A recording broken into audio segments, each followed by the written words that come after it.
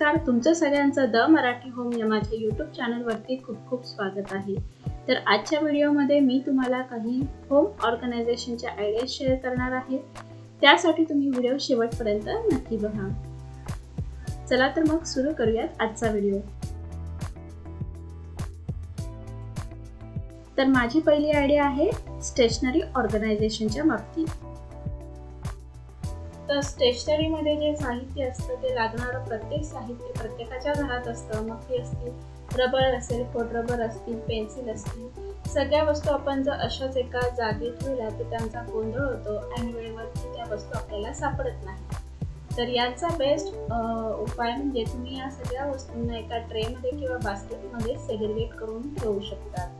तर या ठिकाणी या व्हिडिओ क्लिपमध्ये तुम्ही बघू शकता मी सगळ्या ज्या वस्तू आहेत त्या सेग्रिगेट करून ठेवल्या आहेत। म्हणजे ज्या पेन्सिल असतील त्याला मी एकत्र करून रबरने टाय करून घेतलं आहे, खोड रबर असतील, शार्पनर असतील त्यांचा एक सेक्शन बनवला आहे, रबर असेल, स्टॅपलरच्या पिनांचे जे बॉक्स आहे, अशा प्रकारे सेग्रिगेट करून मी या ठिकाणी सर्वप्रथम या वस्तूंना ठेवून घेतलं आहे। त्यानंतर ज्या जागी तुम्हाला वस्तू ठेवायची आहे त्याच्या आकारानुसार तुम्ही ट्रे किंवा बास्केटचा वापर करू शकता। आता या ड्रॉवर मध्ये मी 2 सेक्शनचा ट्रे ठेवले आहे आणि छोटा ट्रे ठेवला आहे। या सेक्शनच्या ट्रे मध्ये मी सगळ्या वस्तू सेग्रिगेट करून ठेवते आहे, म्हणजे त्या एकत्र होणार नाही आणि जेव्हा त्याची गरज पडेल त्यावेळेस मी सहजपणे या वस्तू घेऊ शकते।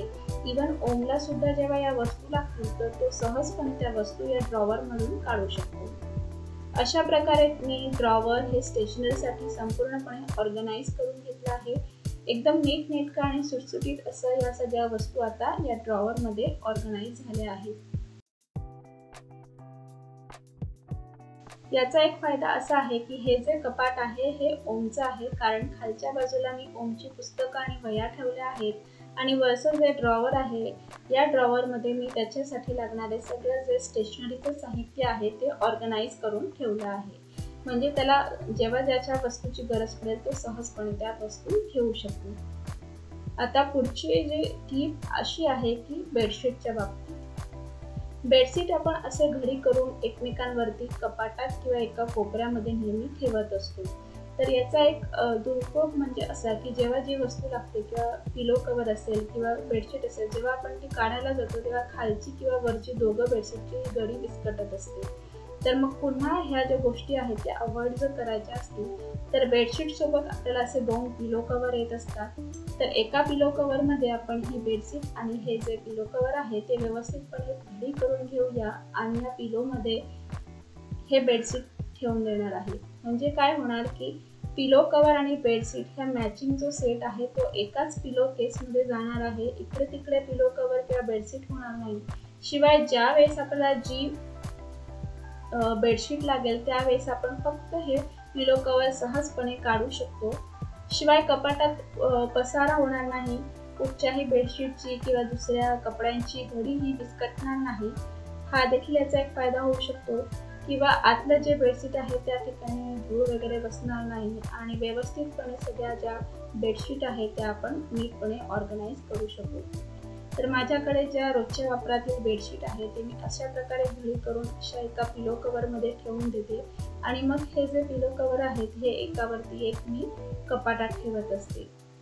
त्यामुळे माझं जे कपाट आहे ते अगदी व्यवस्थितपणे ऑर्गनाइज राहतं। शिवाय आपल्याकडे प्रत्येकाकडे असे एक्स्ट्राचे पिलो कवर असतातच, तर हे देखील ठेवण्यासाठी मी या पिलो कवरचा वापर करते। म्हणजे जे सगळे पिलो कवर आहेत जे एक्स्ट्राची ती एकाच ठिकाणी राहतात, इकडे तिकडे होत नाही आणि जेव्हा गरज पडेल तेव्हा आपण सहजपणे हे जे कवर आहेत या पिलो मधून काढू शकू। तर ही जर आयडिया तुम्हाला आवडली असेल तर व्हिडिओला नक्की लाईक करा। पुढची जी आयडिया आहे ती डब्यांच्या झाकणाच्या बाबतीत आहे।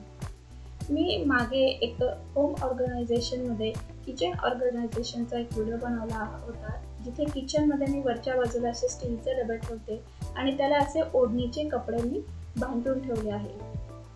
अशा प्रकारे जे ओढणीचा एक तुकडा आहे तो झाकणाच्या आकाराच्या थोडासा जास्त 1 बिल्लाचं जे अंतर आहे ते सोडून कापलं आहे। इथे तुम्ही व्हिडिओ मध्ये बघू शकतात ओढणीचा चौकोनी तुकडा कापून घेतला आहे आणि मध्यभागी असं झाकण ठेवलं आणि चारी बाजूने 1 बिल्लाचं असं अंतर सोडलं आहे। त्यानंतर कोपऱ्यावरचे 2 टोक एकत्र केले आणि गाठ मारली. पुन्हा एका बाजूचे जे कॉर्नरचे टोक आहे ते एकत्र केले आणि गाठ मारली. अशा प्रकारे तुम्ही ओढणीचं किंवा साडीचं कव्हर डब्याच्या झाकणांना लावू शकतो. हे कव्हर लावण्याचा एक फायदा की आपण डबे किचनमध्ये ठेवत असतो आणि किचनमध्ये नेहमी फोडणी दिलेली असते, आपण देत असतो. त्यामुळे चिकटपणा किंवा मसाले यामुळे झाकणावरती एक तवंग बसतो आणि मग ती चिकट होतात लवकर. तर यासाठी तुम्ही जर अवॉइड करायचं असेल तर कव्हर लावू शकतात. परंतु मी काय करते की हे जे 2 डबे आहेत ते मी गॅस ओटाच्या खाली पिठे ठेवण्यासाठी वापरत असते आणि त्यावर तसे पोळपाट किंवा तवा ठेवते. बऱ्याच वेळा याच्या तळामुळे जे झाकण आहे त्याला ते घासले जातात आणि ओरखडे ओढले जातात. मग ते अवॉइड करण्यासाठी मी अशा झाकणांना कव्हर लावून घेतली आहे. पुढची आयडिया आहे ट्रॅव्हल किटच्या बाबतीत.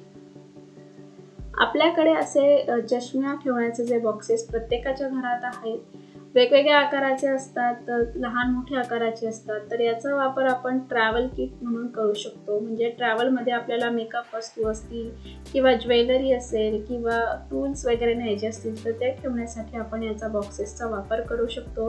कारण की हे दोघं बाजूंनी याला कुशन लावलेले असतात, जेणेकरून आपण जेव्हा आतमध्ये चष्मा किंवा गॉगल ठेवतो तर ती खराब होत नाही.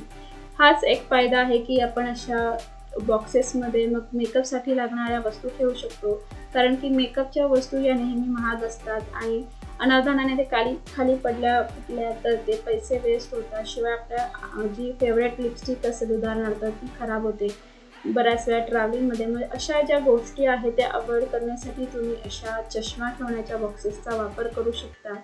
किंवा असे जे टूल्स आपण कॅरी करतो, नेल कटर असेल, चिमटा असेल किंवा ब्लॅक हेड रिमूव्हरचं टूल असेल, ही छोटी मोठी ज्या गोष्टी आहेत ह्या ठेवण्यासाठी सुद्धा तुम्ही अशा बॉक्सेसचा वापर करू शकतात. इवन तुम्ही इयरिंग्स ठेवू शकतात, नेकलेसेस ठेवू शकतात, गोल्डच्या ज्वेलरी ठेवू शकतात. कारण की ह्या इकडे तिकडे होत नाही, एकाच जागी राहतात. आता या बॉक्सेसमध्ये मी रबर बँड आहे किंवा क्लचर आहे किंवा एक्स्ट्राचे जर इयरिंगची पेअर आपल्याला न्यायची असेल तर ती देखील तुम्ही या बॉक्सेसमध्ये ठेवू शकता. हे बॉक्सेस आकाराने लहान असल्याने तुम्ही सहजपणे कुठच्याही लहान मोठ्या बॅगेत ठेवू शकता, पर्समध्ये सहजपणे कॅरी करू शकतात. यांना ठेवण्यासाठी देखील जागा कमी लागते आणि शिवाय सगळ्या वस्तू या हँडी असतात, इकडे तिकडे होत नाही, हारत नाही किंवा इकडे तिकडे पडत नाही. म्हणून तुम्ही अशा बॉक्सेसचा वापर ट्रॅव्हल किट म्हणून जरूर करू शकता.